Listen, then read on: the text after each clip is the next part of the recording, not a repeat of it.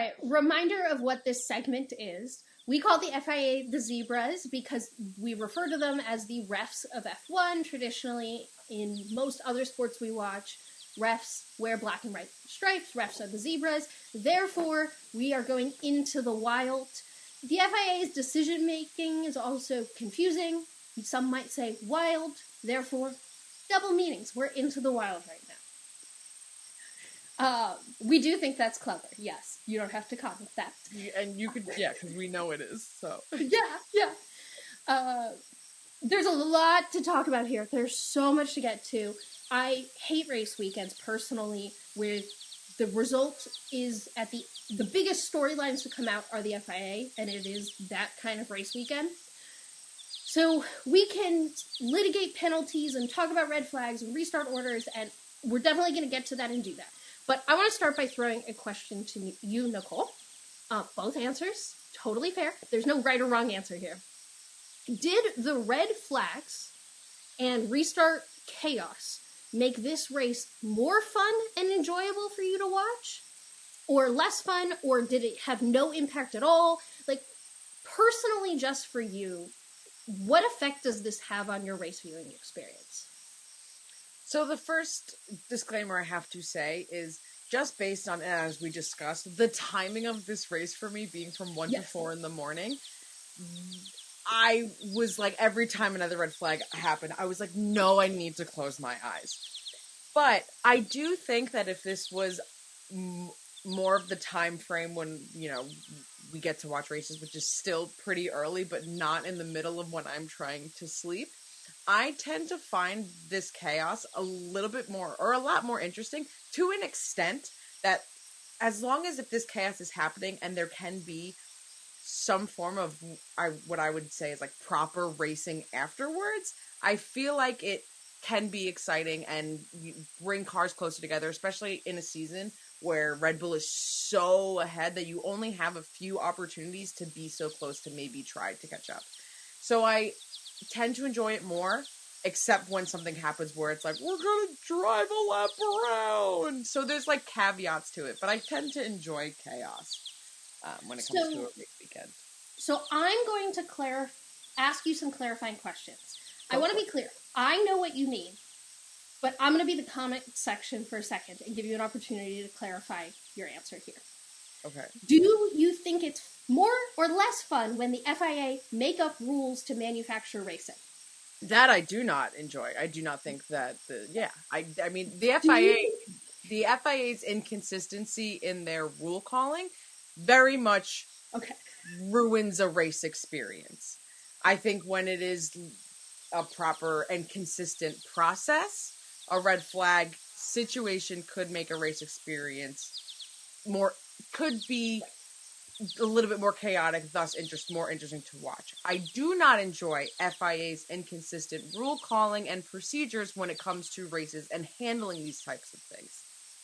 Do you think when the governance of the sport manufactures things for excitement, such as turning a safety car into a red flag, or changing up the order, or making something a standing restart when it shouldn't be, or just applying penalties for entertainment, does that actually improve your enjoyment of the race in the middle of the race? No, not at all. Okay. No, because that just feels, it kind of makes it, like, unnecessary. It's like, what's the point? Like, what's the point of putting all these racing cars and things? It's not a race at that point. So, no. The FIA, and it's the pick and choosing of when they feel like being involved in things, and when they suddenly feel like, we're really gonna, here are rules, and we're gonna enforce them. And sometimes they're just like, what rules? For anyone listening, I'm covering my eyes. Yeah. Or you can watch on YouTube, and you can see how to cover it. Right. Yeah, okay, so I asked a bad question, led you down the wrong road, because I'm in a very similar space as you are, where while a normal red flag, or a standing restart followed by the rules, or teams being penalized correctly can add to enjoyment of a race, no part of watching the race this weekend I find enjoyable involving that part. Like, so when there was a red flag because Alex Albon crashed and they needed to clear the track, well, I didn't necessarily think there needed to be a red flag. I was like, okay, this makes sense. But so much of everything else felt manufactured. And it's often assumed that the confusing and unclear decisions that the FIA are making, they're making for entertainment. And that's why I wanted to start the conversation here. Because I don't actually think it's providing additional entertainment. So is this storyline that it's for the Netflix generation, or the FIA is just trying to make racing more exciting, is that just a manufactured storyline to distract us from the fact that this sport is just incredibly mismanaged with background deals?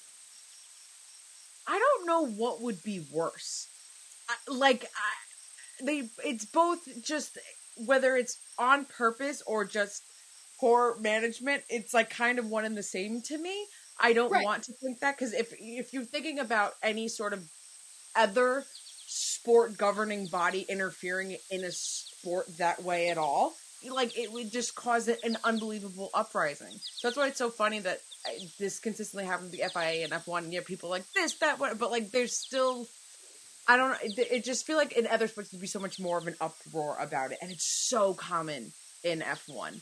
So I just think it's I think it's management. It's just management. It's just bad management, but it both can be true. So why I think it gets back to, why is the media, why are us as fans, why are we all just defaulting to, well, the FIA is doing this because of entertainment? And to your point, I don't really care why the FIA is doing it, but I think we're missing the point.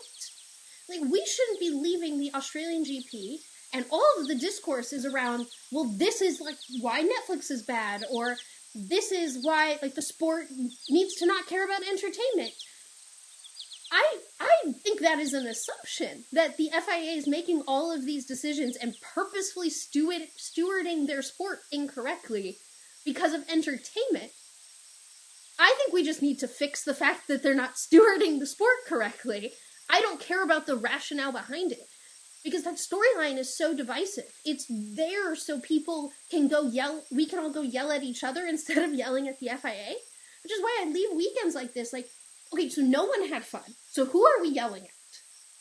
Right, like, I've talked to Americans, casual fans, I've talked to hardcore fans, tech fans, racing fans, fans who just like the drivers, all fans, and the general consensus is, what is going on with this sport? Why can't they follow their own rules? I've yet to hear someone respond with, well, that was fun. And who are they doing this for? And it's not like race cars are boring. They're so, like, they're going hundreds of miles per hour on, and I can't, and even if it, there's this major gap, and if you want to make the argument of, like, oh, well, Red Bull's just, like, so ahead that it's not interesting, it's like, stop that storyline for, like, a second, and there's 18 other cars on the grid that are driving crazy fast, all this technology. There's so many other things going on, and again, why we started a podcast called Gridwalk, because we want to talk about everything up and down the grid, because it's not just about who's in P1, it's not just about who's in the front. Is it what people talk about all the time? Sure, but even all of these choices didn't make that better anyway, because Max still won. And there was no chance, unless Max crashed, that he was going to lose that race. So I just have decided, I'm gonna conspiracy theory this for a second, that this whole, like, F1's being ruined for entertainment purposes is just a bad storyline that is fundamentally incorrect, even if that was the FIA's intention, because no one is more entertained. We're all just frustrated. Everyone's frustrated and upset. So I'm, like, begging the people spreading those narratives to, like, no one thinks this is more fun. And now we have 3 more topics that we need to get into about things that the FIA did that are worthy of going into the wild and spending an entire podcast on in itself. That it's just Damn zebras. damn zebras. Thank you so much for listening to this segment from episode 11 of Gridwalk. Don't forget to like and subscribe for more videos. Also, you made it this far in the video. Go check out the full podcast. Go listen to the rest of it. You can click right here for the full